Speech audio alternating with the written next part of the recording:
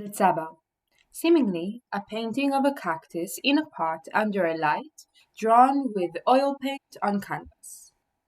We might think it's cheerful, it's bright, it's expressive, but after understanding the context of this painting and the artist, we might think otherwise.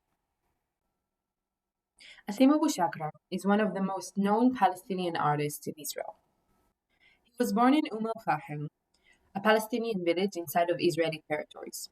He moved to Tel Aviv at the age of 22 to study art at Kalisher Art School. There he was influenced by many very prominent Israeli artists and integrated into the Israeli art scene. He died at the age of 29 from cancer.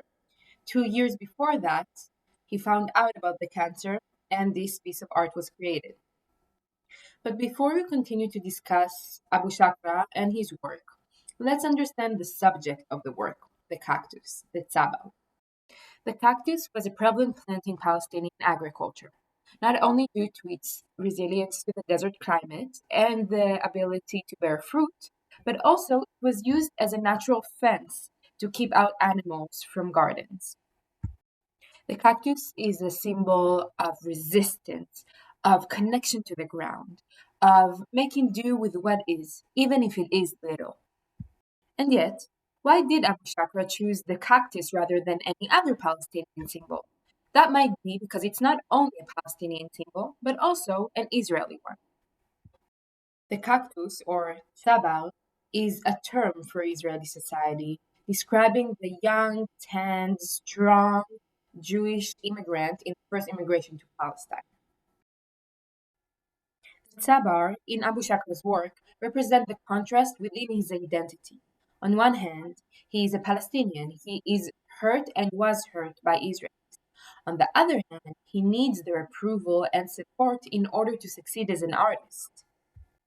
In his first paintings, the cactus was portrayed as wild, as a part of the village view. The move to the cactus in a pot might represent the move of Abu Shakra from al-Fahim to Tel Aviv. Now let's view the painting with this new contrast in mind. What connotation does it bring? The cactus is restricted, is futile, it's unnatural, it's weak, it's submissive, it's castrated, it's defeated, and it's this whole use of the cactus in a pot is very ironic. With these new themes in mind, let's review the formal elements. First, the pattern. The pattern of the sun on the tablecloth represents that irony, that disconnection from the ground, that feeling of you see what you need and what you want, but it's only fake.